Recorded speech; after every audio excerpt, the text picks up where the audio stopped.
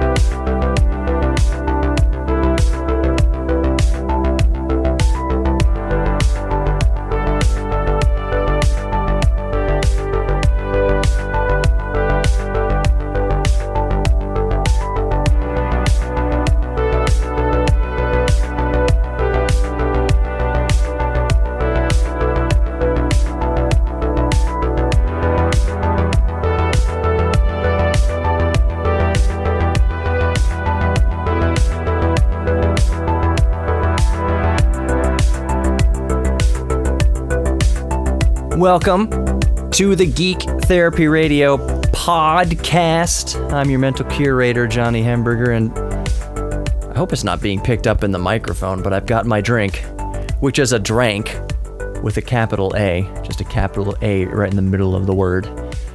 But something's ticking in there. Tick, tick, tick, tick. I think my drink may be a timed explosive, a time bomb. I don't know. Or it's just the ice crackling and air escaping and fizzies moving around. Whatever. I just hope you can't pick it up in the microphone. Speaking of microphones, there is a surprise at the end of this podcast here. I'll leave it for you to decide if you can figure out what that surprise is at the end, based on just the audio, the overall audio quality. I'll reveal the kind of special setup that I got going on right now. So, moving on.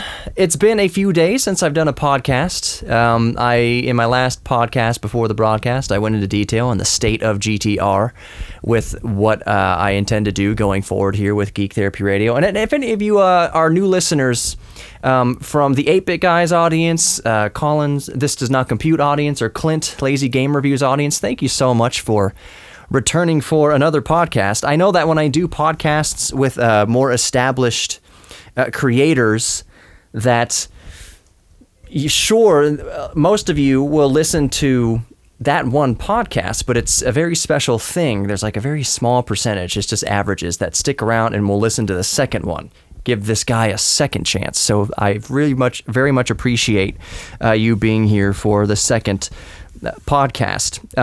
Briefly, in the last podcast before the broadcast, one of the things I mentioned in the state of GTR, the biggest change I made around here in Geek Therapy Radio land, in the Geek Therapy Radio Union, is that I came to terms and I found a balance, and I just accepted that doing a podcast, recording a show 5 days a week, it's just too much. I was neglecting other geek things. You know, I say we're all geeks about something, and I'm certainly a geek about a lot of things. So, turn off my speakers there. I'm certainly a geek about a lot of stuff. I found that I wasn't able to tinker with as many things as I wanted to. I got tired of, sometimes coming home most nights and telling my wife, oh, I got to go up in the studio and record for an hour. So I found a good balance that allows me to indulge in my own personal geek things, music, tinkering with old equipment, keeping up with the YouTube channel. That stuff kind of started to fall by the wayside. Not totally neglected, but there's only so much time I could devote to making specific videos, special videos. So reducing the amount of podcasts I do per day frees up a lot of time for me to take care of me, to do some me time. I'll just be honest, tinker with things that I want to tinker with, make music, spend uninhibited time with my wife, just sitting by the fire, just taking some me time to relax. That said, so the plan going forward, I'm always tinkering with Geek Therapy Radio. The plan going forward is to release at least 3 shows per week, upload 3 shows per week. So on Monday, I plan to upload the broadcast podcast. On Wednesday, I plan to upload just the normal podcast, and also on Fridays upload the normal podcast. Then the weekend goes by, and then on Monday I upload the broadcast again, and we repeat that cycle. So look for content Monday, Wednesday, and Friday, depending on where you are in the world and when I upload it, because I could upload it here Wednesday evening, and then it's technically Thursday morning wherever you are in the world. But you get what I'm saying. 3 times regularly per week. That said, if something comes up, if I feel led to do more podcasts, let's say something awesome happens on Tuesday, or I'm particularly inspired and not doing anything or whatever on a Tuesday or a Thursday or even on a weekend, something like that, I could upload more than 3 a week. So rest assured, there will be some weeks like that where I upload, instead of 3, there might be a week where I upload 4 or 5, maybe even 6. Maybe I'm just on a roll and I upload 7 things, 1 podcast per day, Monday through Sunday, who knows? But for now, the base minimum is 3. So just look out for that. Okay, the meat and potatoes of this podcast. All of my regular listeners know that I settle on these little terms, and meat and potatoes is the term, one of those terms. The Nintendo PlayStation. It just dawned on me right as I said that phrase that there may be some listening who are young, who are so young that they don't remember and maybe never investigated, never researched, but maybe just too young to ever realize this. But Sony originally wanted to reach out to Nintendo, wanted to work with Nintendo to release a new console. In the end of the day, long story short, I know podcast is kind of the format for a long story, and we'll get into this in a moment, but for now, long story short is that Sony and Nintendo couldn't come to an agreement. Word on the street was there was some bad blood between Sony and Nintendo, that Nintendo was, I think, flirting with Philips or something like that. If you know more to this story, then email me, geektherapy@iheartmedia.com. That's the email, geektherapy@iheartmedia.com. That's one thing about Geek Therapy Radio is I'm always willing to stand to be corrected. But anyway, so Sony didn't feel that Nintendo was being fair to them, that they were sneaking around behind Sony's back and flirting with other offers, kind of cheating on Sony a little bit, doing deals with Philips, doing deals maybe with other companies. In terms of CD-ROM technology and what have you, that goes into a console. But for a time in the 90s, Nintendo and Sony were working closely and developing prototypes for what's called the Nintendo PlayStation. That was going to be the video game system after the Super Nintendo. It was going to be NES, Super Nintendo, Nintendo PlayStation, and then whatever came after that. I guess after that it would be the Nintendo 64. But who knows what kind of path Nintendo would have gone down during this time. Also around this era, if you remember any Arcade Geeks, last broadcast we did with Clinton from LGR and 8-Bit Guy and Colin from This Does Not Compute, we talked all about arcades. One of the games in the arcade machine, in the arcade that was my favorite was Killer Instinct, developed by a company called Rare. Rare also did Battletoads. Rare also did Donkey Kong Country. But for a while there, 1994-ish around, it would say, coming to the Nintendo, what do they call it? The Nintendo Ultra 64 in 1995. That was part of the attract mode of the arcade machine.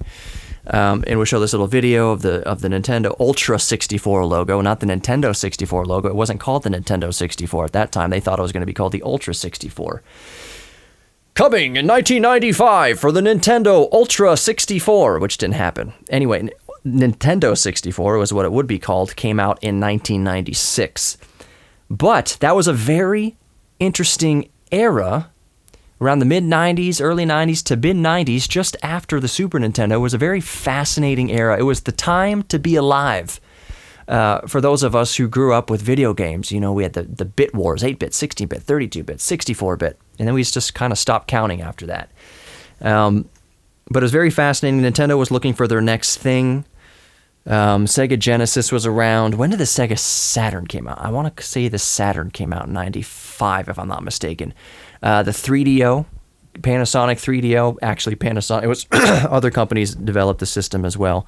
They licensed the 3DO name out to different vendors. So there was the Panasonic 3DO. What was the other one? dude, what do I have? I have a Panasonic 3DO. But if you look up 3DO, several manufacturers made 3DOs. I think that was in 1993. So very interesting time for video games. The 3DO was extremely expensive, and if you follow my Geek Therapy Radio Instagram, I have a picture a while back there, a few weeks back, I guess, a few pictures back of my 3DO that I got out of storage. It's up on my wall in my little mini video game museum. That thing was like $600 when it came out, which is $1,000, around $1,000, maybe a little over $1,000 in 2020 money. Very expensive. It was kind of like the PlayStation 3. The PlayStation 3, when it first came out, I believe was around the same price, around $700 or so. It was a big deal in 2006 that the PlayStation 3 was so expensive. It was so revolutionary, but it was so expensive. But going back to around 1993 and 3DO, Nintendo has the Super Nintendo sitting out there. The Super Nintendo had been out since 1991, around there, in the United States at least.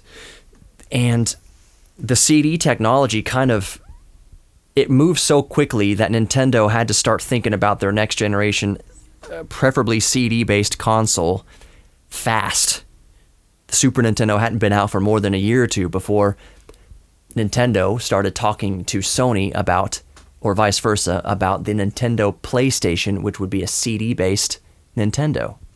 The first CD-based Nintendo, by the way, arguably compact disc format. It was kind of more on the lines of a DVD in terms of data density, but was the Nintendo GameCube. That was right after the Nintendo 64. So, back to early 90s, Sony and Nintendo are in bed, and they created about 200 prototypes. 200 prototypes for the Nintendo PlayStation. One of these Nintendo PlayStations, actually the only one out of the fabled 200 to ever be found. That means, according to legend, there are 199 other Nintendo PlayStations floating around out there somewhere in some warehouse, in some box, under some dust somewhere. Maybe it's in private hands. Maybe it's not even 199 left. Maybe we got to figure some of them might have been at least scrapped. But anyways, in 2015, one of these fabled Nintendo PlayStations showed up, and it turned out it was a real thing. Up until that point, it had just been in video game magazines and speculation and playground talk that a Nintendo PlayStation even existed. So the crazy thing, well, there's there's fascinating things about the Nintendo PlayStation, but for this podcast, Heritage Auctions, it's a company called Heritage Auctions, it's up for bids. It's up for auction. The only known Nintendo PlayStation in existence that's been found is up for auction. And currently, as of recording this podcast right now, it's up to $15,600. But, so about $16,000. But there's 22 days to go on this auction. And I have no doubt in my mind that this is going to skyrocket in value. And that's my question to you. As it currently sits with 22 days to go at about $16,000, how much do you think this is going to go for? How much do you think this is worth? Because here's one of the questions. Let's say, man, I don't even know how to ballpark this, because there are actual Nintendo cartridges, NES cartridges, that go for more than $16,000. What is it? The Olympics? What's one of those super rare? It's a competition cart or something like that. Anyways, there's very rare Nintendo carts that go for tens of thousands of dollars, or have gone for tens of thousands of dollars. I can't even speculate. Part of me wants to say, oh man, I just ballparking, spitballing, 75 grand. My guess, estimate, and I'm being super conservative with this, is between $50,000 and $75,000. Because here's the thing. Wouldn't it suck to, let's say the bidding went to, oh man, something just extraordinary, like $250,000. Let's say this thing goes for $250,000. And then a week later, the other 199 of them show up. And you got to bask in the glory and convince yourself, if you're super rich like that, convince yourself, 250 grand, $250,000, this was so worth it. This purchase was so worth it. And then 7 days later, oh, we just found a bunch of boxes. Here's the other 199 Nintendo PlayStations. What a fool. What a fool you would feel. So that's why I'm thinking that somebody who would make a bid on a Nintendo PlayStation with reasonable belief, I wouldn't say reasonable facts, but reasonable belief that there could possibly be almost 200 more of these things floating around, that this one that was found so far could maybe possibly not be the only one, even if only one other was ever found. That would weigh into your bidding. That would weigh into that person's mind. $250,000, that's kind of a little too rich, because what if they find another one in a few days? And now you wouldn't know what the going price for it is. Analysts would have to figure that stuff out. Well, the last one, when it was considered the only one to exist, well, the only one found so far, that one went for $250,000, $250,000. But now there's two, so what do we start the bidding at? 100,000? 100,000? But that seems too much. Because also, in the general public, or other bidders who would bid on that second one, you're thinking, well, they just found a second one, so there's probably the third and fourth and fifth not too far behind. So it might be the only one person right out the gate who bid and won on this first Nintendo PlayStation. That person may wind up spending the most if any more are discovered in their subsequent auctions. But what do you think about that? Do you think, possibly on the flip side, because video game collectors, special breed. I consider myself a very light video game collector. My wife may not agree with that because my man cave is what it is. But you have folks, Metal Jesus Rocks, he's on YouTube. There's a bunch of other people, Angry Video Game Nerd, who I've had on the show before, James Rolfe, a couple times, awesome guy. Those people collect. They have quite a big collection, and there are folks out there with complete collections of NES titles, Super NES titles, Sega Genesis titles. They got the type of man cave that would make the rest of us, sorry to be so descriptive, but shrivel up at the size and girth of their video game collection. So it's hard to say what the next bid would be. If the first one, for example, was an ungodly sum of $250,000, would the next one be $300,000? Or at any rate, maybe those numbers are completely arbitrary. Would the next one be more? Let's say this one, which current bid is at $16,000 or thereabouts. Let's say it does go for my official prediction of between $50,000 and $60,000. When they unearth the second one, do people who missed their first shot come out of the gate at $60,000 or whatever? That's another thing. And again, like I just mentioned, it's talked about for the past couple minutes, video game collectors value. Here's the thing about value and what things are worth. There are people who look at the Mona Lisa and say, I wouldn't pay more than $10 for that. If they had no idea of the background of it, if they had no idea of the historical significance of the Mona Lisa, and they just saw it having no idea it was by Leonardo da Vinci or by whoever, if they had no idea of its historical value, of its historical significance, a person who has no idea about that stuff wouldn't spend more than $25 on that painting. The painting itself, to them, may be completely unremarkable. Value and what things are worth is completely up to what people are willing to pay for it.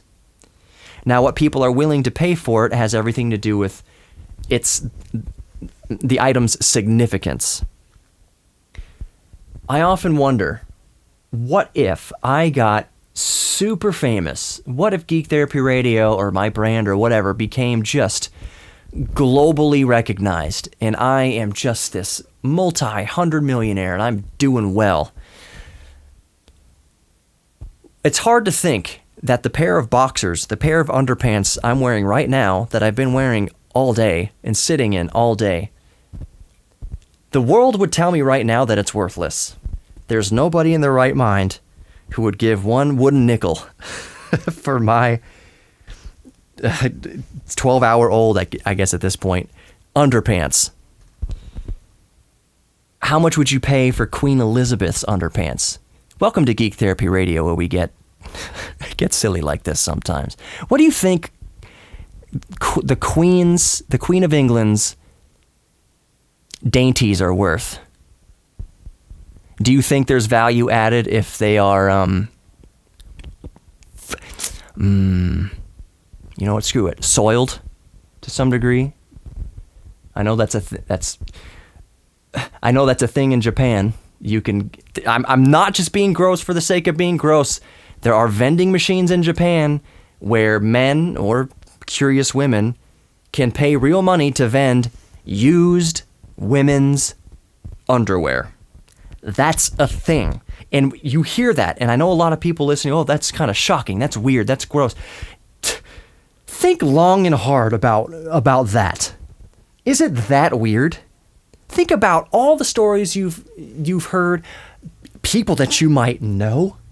Do you think it's that weird that some guys would want to buy used underpants for $5 or $10 or a few yen or whatever it is? Do you think it's that weird?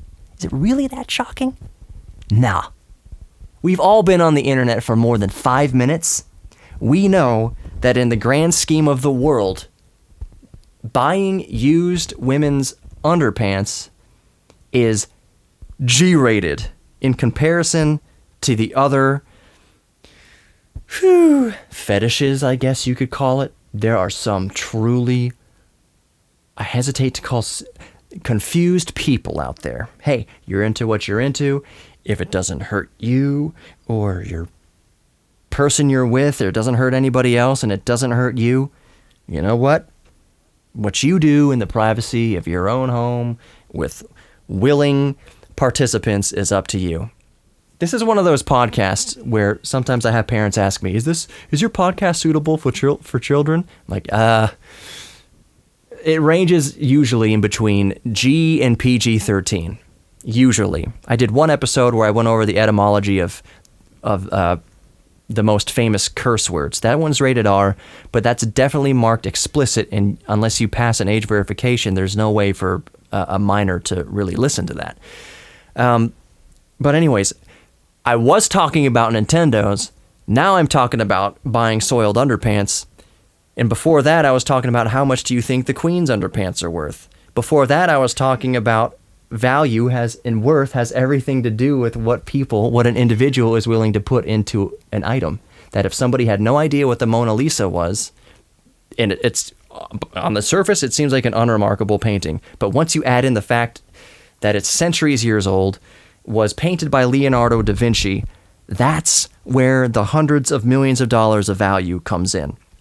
So, the Sony PlayStation, I guarantee you, my wife just walked in while I'm talking about all this buying soiled underpants business.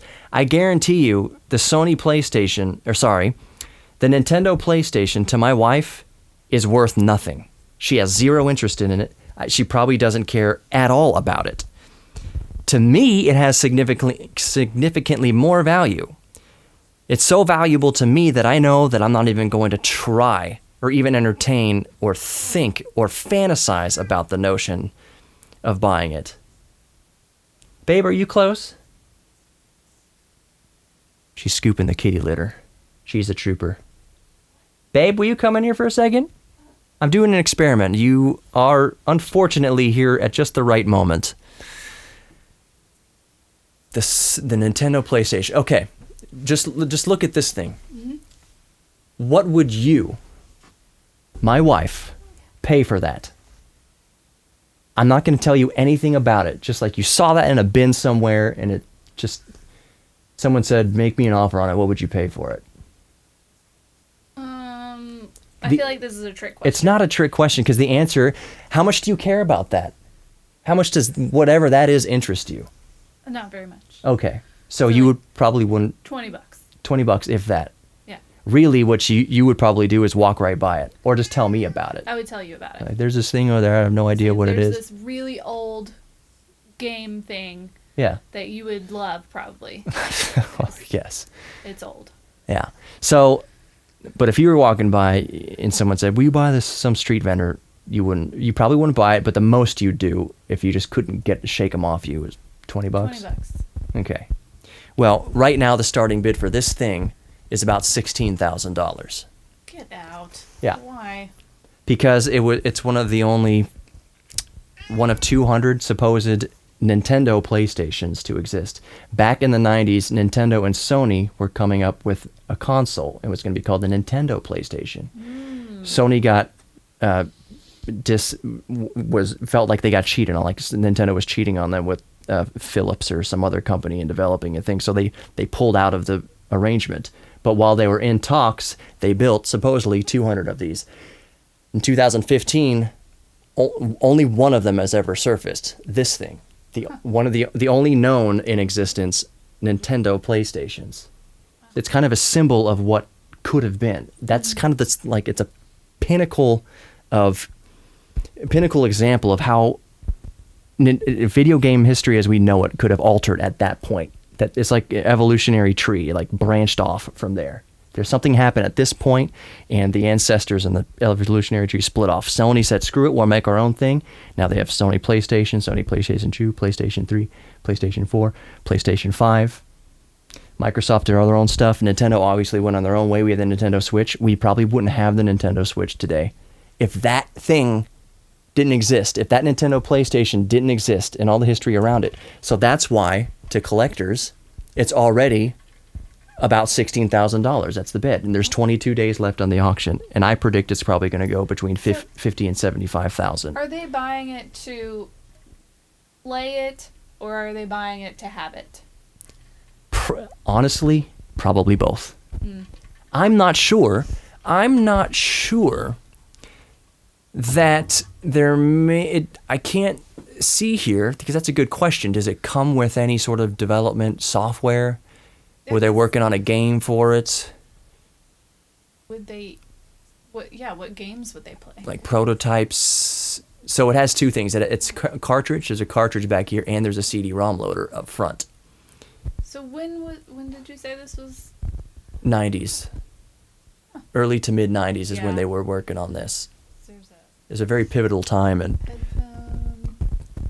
CD. It's a development kit. This is what developers would have had to like work on games with and test games on, and it's just a prototype. It's one of about 200 prototypes. Oh, there's a cartridge. Right. Well, that's a Super Famicom cartridge, a Super Nintendo cartridge. So yes, it would play kind of like the Sega Saturn would play Sega Genesis games. This Nintendo PlayStation would play Super Nintendo cartridges, but also had a CD-based loader in there too, presumably for its 32-bit architecture. Who is selling it? It's Heritage Auctions. I don't know who privately owns it right now. I'm guessing it's somebody found it, doesn't know what it's worth, and would rather have the money. Ooh, it says copyright 1991 Sony Corporation.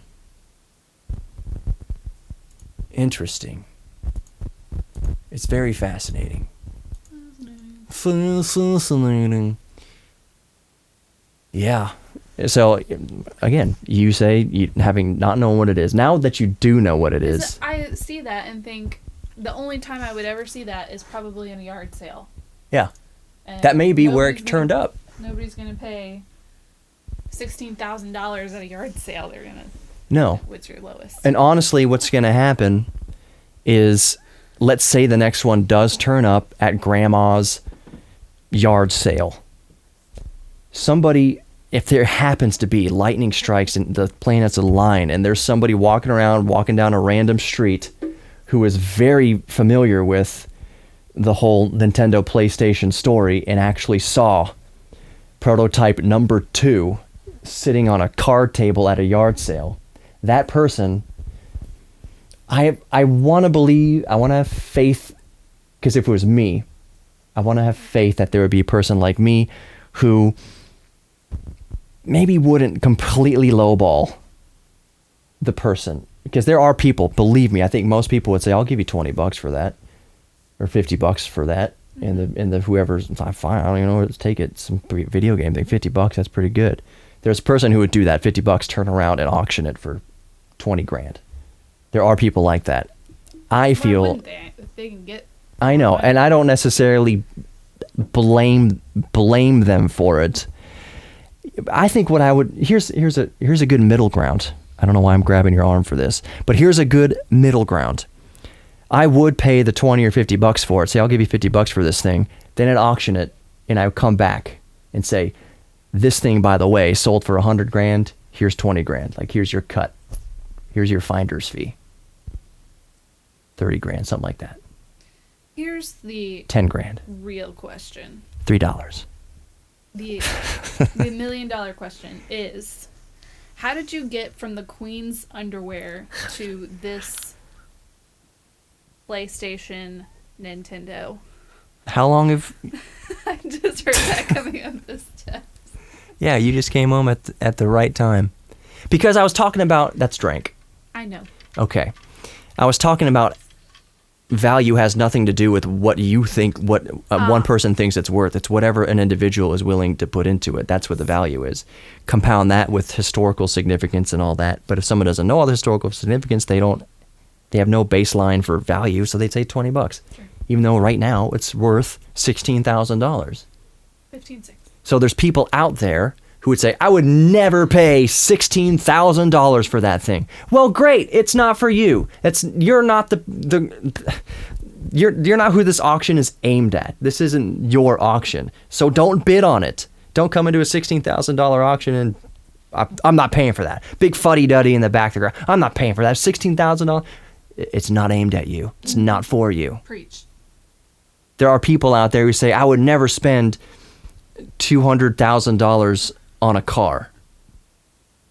Not most people more than the price of a house. Most people would say that because most people don't make that kind of money where they can just spend willy-nilly 200 grand. And there are some very rich people who would say, I'm not spending 200 grand on a car. But there are people out there who are rich who see value, even if it's based on sheer pride or arrogance. I'm going to show the world that I can buy a $200,000 car. It's going to be worth 60 grand as soon as I roll it off the lot, but I'm going to buy it. They place their value in it because the value isn't in the machine itself. It's what the machine represents, how it makes them feel, how it builds their ego. That's where all the value is based for that person. For somebody who doesn't have a huge ego and doesn't have to prove things to anybody they meet and is, well, I'll keep this PG. They don't have to prove that to anybody. So I don't see a $200,000 car and think, I would pay $200,000 for that. I think I would like to drive it, like someone give it to me, fine, but I'm not going to pay for that. I have nothing to prove. Even if I did have that kind of money, I wouldn't. Depends what kind of car it is. See, that's the thing again. It all depends on the value. And if it's a car that you know will appreciate, if it's an old Ferrari or something like that, that is on the upward trend, and if it's an investment, that changes the whole thing again. That's a different aspect to the value argument. This thing, as of right now, I won't go over it again since you just walked in here, and you might listen to it later. This thing at $16,000, let's say it goes for $50,000, $70,000, and let's say in 1 week they find prototype number 2. Is that one that person bought? Are they eating crow? Like, it's not worth 75 grand anymore. When it was the only one who was worth 75. Now there's 2 of them. Now it might not be worth 75, or it might be worth what they're using it for. 10 pence. Why did they buy it? Did they buy it to have it? Or did they buy it to... As an investment. Right. Exactly. I'll tell you right now, to wrap up this podcast, the worst investment of our lives is wrong. This cat that's rubbing my knees right now. It was not your investment. Well, I adopted him. I adopted him. And you snuggle him every night. No. Snuggles him every night. Lies. Listeners. I'm deleting it. I'm deleting this last part. No. Thank you for listening to the Geek Therapy Radio podcast. You are loved. You are worthy of love. You are worthy of your own self-respect. Dang it all anyways. You listening right now who said, that's such a cheesy line. Why are you saying I'm worthy? I'm not worthy. I'm disgusting. I'm not worthy of any sort of love. I hate myself. You are worthy of your own your own love and self-worth. You're worthy of love. You're worthy of loving other people. You're worthy of loving yourself. You're worthy of others loving you. You are. The only difference between somebody who is loved and not loved is the person who's loved often, at some point they think, I guess it's okay that I'm loved. How are you going to love somebody else if you can't love yourself? It's easier said than done. I know it's easier said than done. My point in saying this to you at the end of every podcast, or sometimes at the beginning, is just that you might get to a time in your life where you've hit rock bottom or going through a hard time, and maybe it's what you need to hear sometimes. Maybe it'll echo around in your head when you're laying there at night and you can't sleep. Worthy of love. I'm not worthy of love. Am I worthy of love? I am worthy of love. That progression, no matter if it takes 5 minutes to get there, or 5 years to get there, or 5 decades to get there. The only reason I say it is just to plant it in your head, because there's so much bull crap going around in the world today trying to divide us and tell you that you're not worth it. Buy this makeup because you're ugly. Buy this car because girls don't like you. Buy these clothes because girls don't like you. Buy these clothes because men don't like you. Vote for this person because the other one doesn't like you. It's all hogwash. It's all crap. So I just want to put just a good thing out there. Whether you think it's corny or cheesy, it's not the point. Just have it in your head. I'd rather you have it in your head. Jack just knocked over my VR Oculus controller. Good investment, that cat. Jack is loved. Mm-hmm. Hey. Thank you. He's chewing on cables. I'm getting out now. Thank you for listening to Geek Therapy Radio Podcast. The surprise is that this entire episode was recorded onto cassette tape. Oh, that little hiss you're hearing in the background if you're listening on good speakers or good headphones. Yes, it's cassette. I could have turned on noise reduction and you would not have known at all. I could have said it's on cassette and you wouldn't have believed me. But I intentionally left noise reduction disabled so that I would leave the hiss there. Yes, this is on cassette with no fancy footwork involved, no noise reduction. It is on a cassette. I recorded it into my Tascam 688. I just made a video about it too on YouTube. Go check that out. Geek Therapy Radio Podcast, available on all your favorite podcast players. If you like the show, share it with your friends and family. I gotta get out of here before my cat chews through some wire and electrocutes himself. Okay. Thanks for listening. See you guys next time.